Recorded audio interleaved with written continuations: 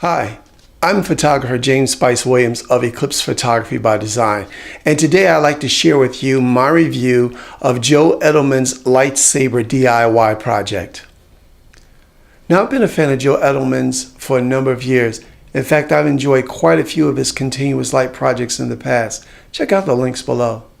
During the course of the video, Joe encouraged us, the viewer that is, to make, modify, and share our experience with this project. And that's essentially what this video is all about. After I saw the video, I was so excited to make my own Saber, but immediately I ran into Joe's part list, to which it seemed to me that most of what you needed for parts you had to order online. Well, I set out to try to get as much of the parts as I could locally. Since I'm not much of a DIY guy, there were some things I felt fell into the category of special tools, one of which was spray paint. I replaced using the spray paint with some white duct tape.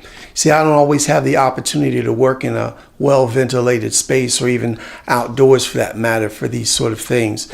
So I replaced the spray paint with white duct tape to coat the inside of my modifier.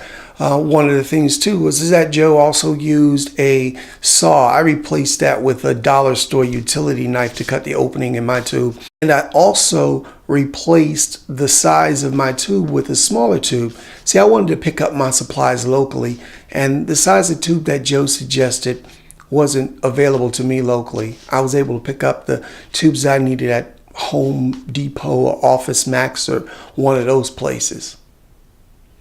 In my experience with a lot of these DIY light projects, the actual light output numbers seem to be a bit glazed over.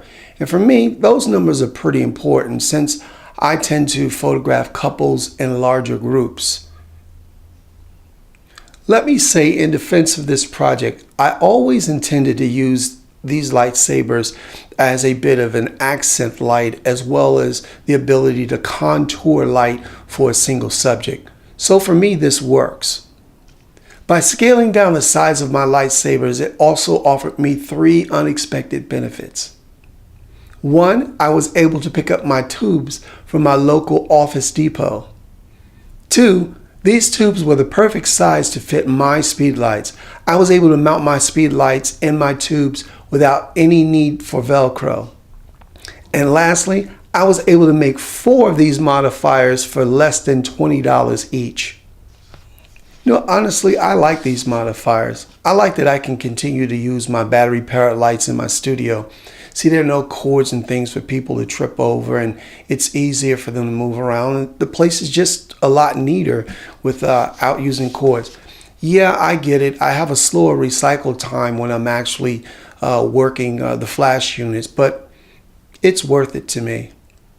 Although I like this modifier, I wouldn't consider it very roadworthy, at least enough to take on location. Don't get me wrong, I will continue to use this modifier as accent lights in the studio, and I might even use a third one as a hair light above my subject. This has been James Spice Williams of Eclipse Photography by Design. Cheers.